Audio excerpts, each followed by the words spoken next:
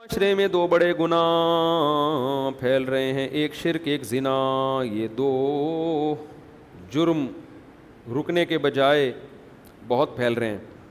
شرک تو پھیلا ہوا پہلے سے ہے اور اب میرا خیال ہے مزید نہیں پھیل رہا. لوگوں میں اتنی علمی وہ پیدا ہو رہی ہے کہ شرک اور توحید میں فرق کرنے لگے ہیں.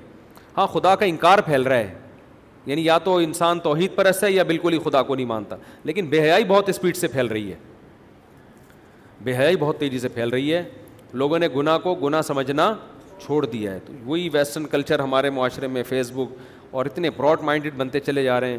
تو میں کہتا ہوں دیکھو یہ تو آپ کے بس میں نہیں ہے روکنا. آپ اس پہ آواز اٹھا سکتے ہو، آپ احتجاج ریکارڈ کروا سکتے ہو تاکہ قانون سازی ہو.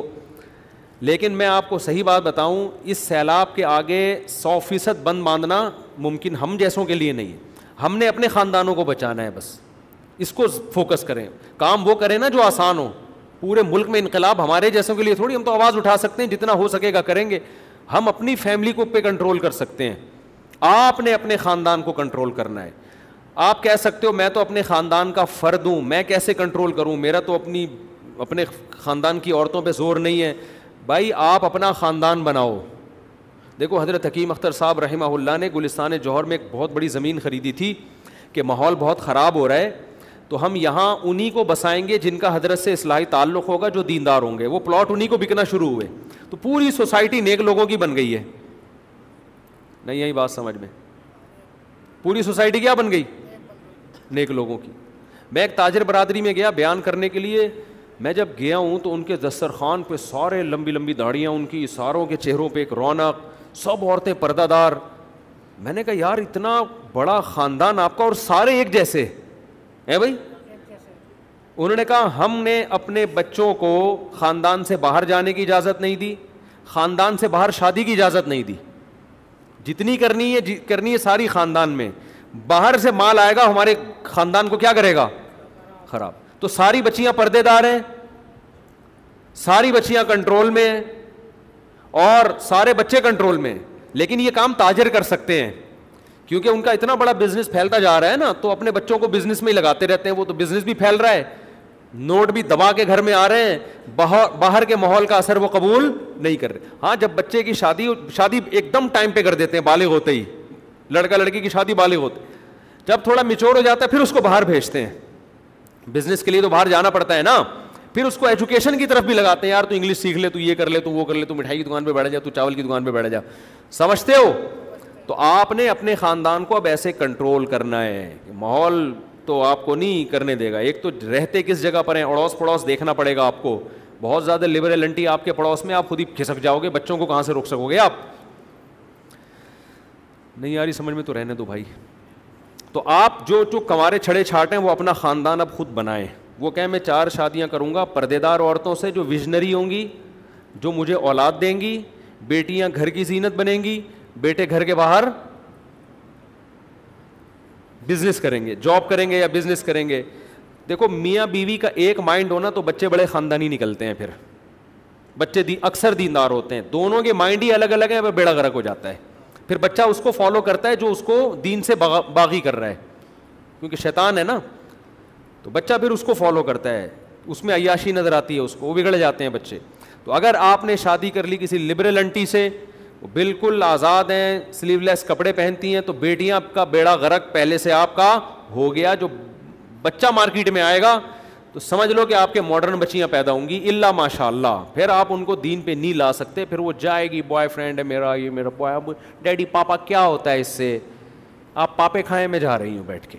وہ پھر ایسی باتیں کرے گی اور لوگ خون کے آنسو رو رہے ہوتے ہیں. میں بتا رہے ہوتے ہیں اتنی بڑی بڑی داڑیاں ہیں اور بڑے تہجد گزار ہیں. بیٹی ایک صاحب نے بتایا میری بیٹی پرس لٹکا کے سلیو لیس کپڑوں میں میرے سامنے گھر سے باہر نکلتی ہے، میں اس کو ایک لفظ نہیں بول سکتا. اور میں کسی دینی تنظیم میں ہوں، میرے وہ چل رہے ہوتے ہیں لیکچر اسلامیات پہ، اور گھر کا میرے یہ ماحول ہے، خون کے آنسو روتا ہے. تو یہ مارکیٹ میں کیا آئے گا جب بیگم آپ کی دیندار نہ ہو.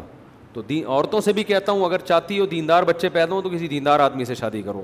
تو اب جب جن کواروں کی نہیں ہوئی ہے ان کے پاس بہترین آپشن ہے، تو اپنا خاندان پیدا کرے. پڑوس بھی آپ کا ہو. پڑوس میں کون رہتا ہے جی؟ میرے اپنے بچے رہتے ہیں. یہ والے پڑوس میں کون رہتا ہے؟ یہاں بھی میرے بچے رہتے ہیں. پڑوس کے پڑوس میں کون رہتا ہے؟ بھائی میرے ہی بچے رہتے ہیں.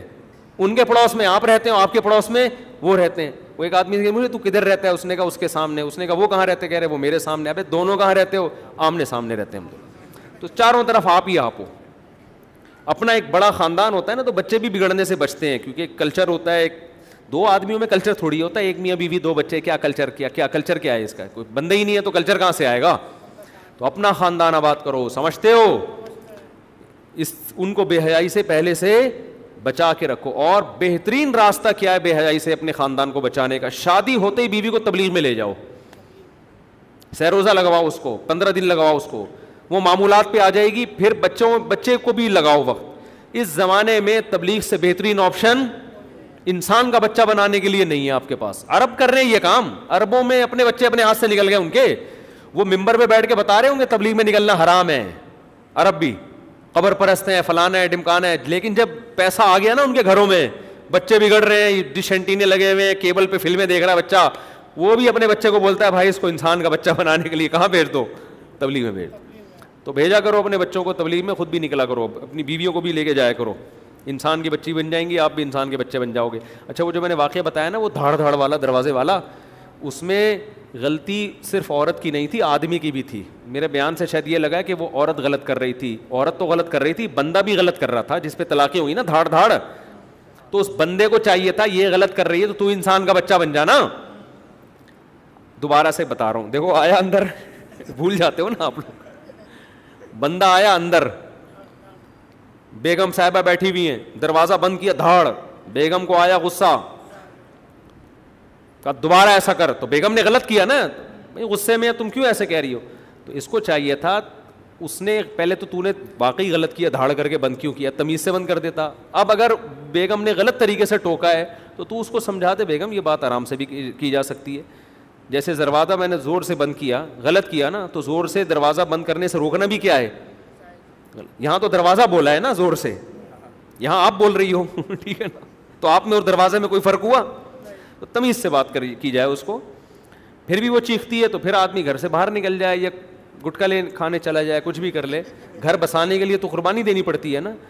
تو یہ صرف عورت کی غلطی نہیں, غلطی اس آدمی کی بھی ہے. اور پھر اس پہ طلاقیں دینا تو ویسے ہی پاگلوں والی حرکت ہے. طلاق تو غصے کا کام ہی نہیں ہے, یہ تو بیٹھ کے آرام سے, کیونکہ بہت دفعہ اصلاح ہو جاتی ہے. گھر کے بڑوں سے بیگم کو سمجھایا جا سکتا ہے کہ بھائی شوہر اگر غلطی کرتا ہے تو اس کو یہ اسٹائل, ایئر ہوسٹس سے اس کی ملاقات کروائیں اور اس کو بتائیں کہ دیکھو ایسے اخلاق ہوتے ہیں.